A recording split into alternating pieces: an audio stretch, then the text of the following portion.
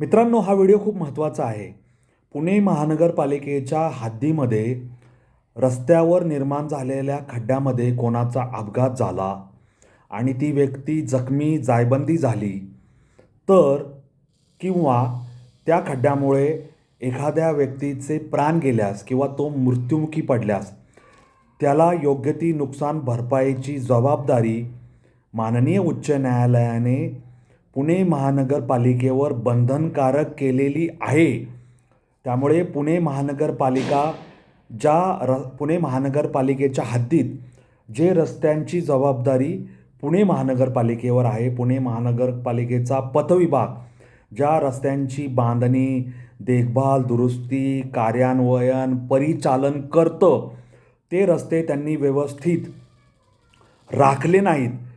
त्या रस्त्यांवरील खड्ड्यामुळे कुणी दुचाकी स्वार, तिचाकी स्वार किंवा चारचाकी, टेम्पो, कुठलं वाहन ह्यांचा काही अपघात झाला किंवा ते धडकले किंवा त्यांच्यामुळे कोणी घसरून पडलं, काहीही घडलं तरी त्या व्यक्तीला, जखमी झालेल्या व्यक्तीला योग्य ती नुकसान भरपावी किंवा त्यांना रुग्णालयात दाखल होऊन बरे होईपर्यंतचा खर्च किंवा ते मृत्युमुखी पडल्यास त्यांचं पोस्टमार्टम झालं, पंचनामा झाला, त्यानंतर त्यांच्या जीवितहानीचा खर्च पुणे महानगरपालिका पथविभाग यांनी योग्य तो तपास आणि योग्य त्या कागदपत्रांची शहानिशा करून देणं बंधनकारक करण्यात आलं आहे. मित्रांनो, पुणे महानगरपालिकेच्या हद्दीमध्ये हे सगळे नियम किंवा ही बाब अत्यंत कठोरपणे लागू करण्यात आलेली आहे. माननीय उच्च न्यायालयामध्ये जनहित याचिका क्रमांक 71/2013 ही दाखल झाली होती आणि त्या याचिकेचा निकाल 13/10/2025 रोजी देण्यात आलेला आहे. हा निकाल आपण उच्च न्यायालयाच्या वेबसाईटवर जाऊन पाहू शकता.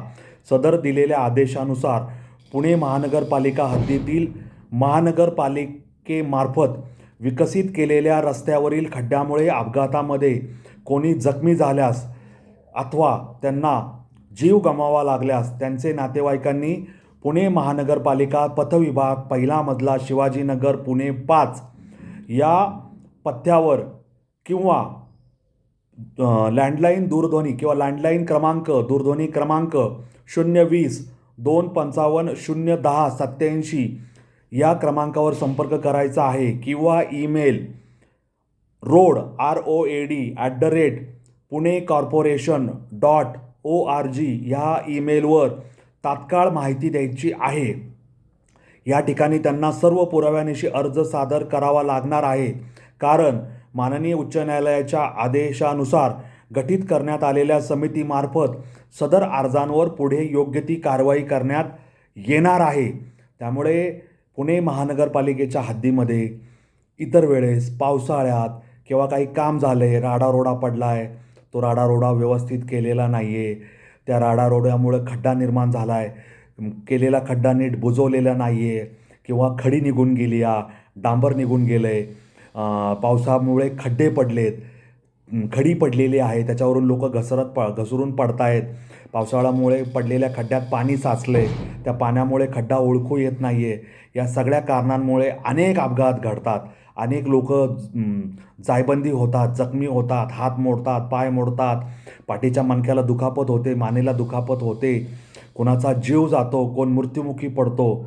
ह्या सगळ्या घटना घडत असतात आणि ह्या सगळ्या घटनांची जबाबदारी कुणावरही निश्चित केली जात नाही.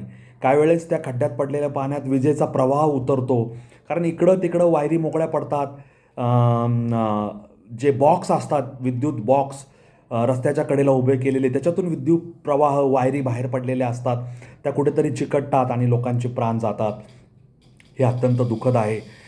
लोकांच्या जीविताची काळजी घेणं, लोकांच्या आरोग्याची काळजी घेणं, त्यांना व्यवस्थित रस्ते किंवा सार्वजनिक परिवहन व्यवस्था, सांडपाणी निर्मूलन, पिण्याचे पाण्याची व्यवस्था, घनकचरा व्यवस्थापन, ह्या सगळ्या गोष्टी मिळायला हव्यात.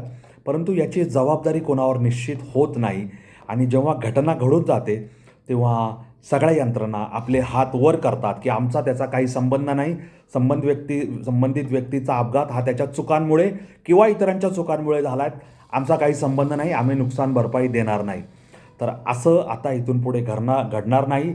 माननीय उच्च न्यायालयाने त्यांची याचिका, जनहित याचिका 71/2013 ह्यावर निर्णय देताना ह्या सगळ्या गोष्टींचा उहापोह केलेला आहे.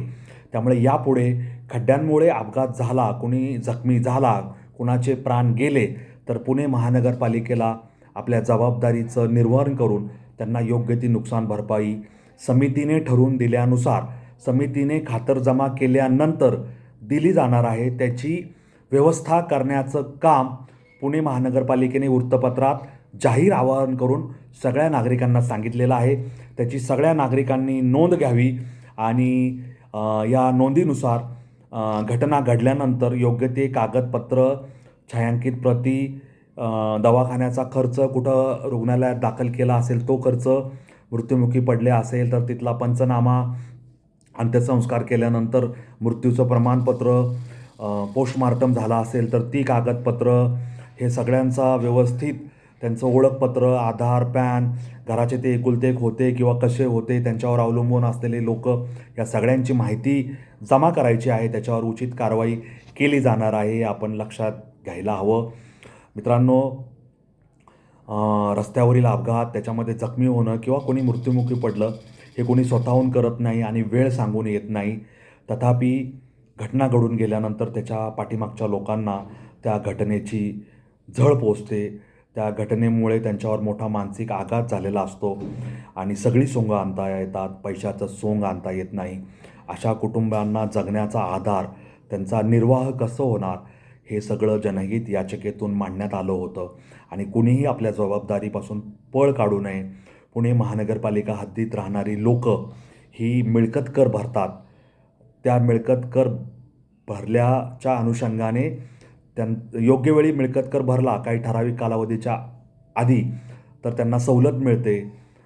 त्यांचा विमा काही लोकांचा उतरवला जातो आणि ते जर मिळकत कर वेळेवर भरत असतील तर त्यांना चांगल्या सुविधा देणं हे महानगरपालिकेचं कर्तव्य आहे. रस्ते जर सुस्थितीत नसतील आणि त्याच्यामुळे अपघात होत असतील तर त्याची जबाबदारीसुद्धा यंत्रणेवर निश्चित होणार आहे, हे आपण लक्षात घ्यायला हवं. माणसं आयकर भरतात, माणसं GST देतात.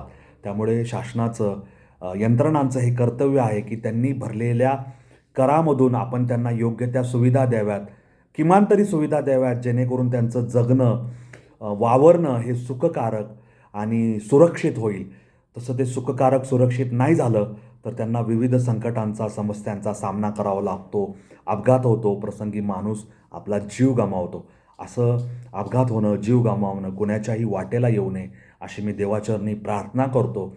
दुर्दैवानं असं घडलं तर आता महानगरपालिकेला संपर्क करा आणि महानगरपालिका त्यांच्या समितीमार्फत पुढील योग्य तो निर्णय घेईल, एवढंच मला तुम्हाला या व्हिडिओच्या निमित्ताने सांगायचं आहे. आपला व्हिडिओ मित्र सुरेश मुरलीधर कोडेतकरला रजा द्या. हा व्हिडिओ पुणे महानगरपालिका हद्दीतील सर्व लोकांपर्यंत जास्तीत जास्त पोहोचवा, एवढंच माझं तुम्हाला सांगणं आहे. आणि दुचाकी, चारचाकी चालवताना सुरक्षित वाहन चालवा. आपला जीवही जपा, आपलं वाहनही जपा, इतरांचा जीव, इतरांचं वाहनसुद्धा जपा, एवढंच मला या निमित्ताने तुम्हाला सांगायचं आहे. पुणे महानगरपालिकेने, पथविभागाने त्यांनी जे हे आवाहन केलं होतं ते आवाहन हे सगळ्या वृत्तपत्रामध्ये प्रसिद्ध झालेलं आहे डिसेंबर महिन्यात. आणि पुणे महानगरपालिकेच्या सदर जाहीर आवाहनाचा जाहिरात क्रमांक हा 1/1521 दिनांक 17/12/2025 आहे. तेव्हा तुम्हाला काही संदर्भ लागला तर ह्या संदर्भाचा जरूर उपयोग करा, एवढंच माझं तुम्हाला सांगणं आहे. असेच जनहिताचे, लोकांच्या भल्याचे विषय मी माझ्या अनवट वाट या यूट्यूब चॅनलवर घेऊन येत असतो.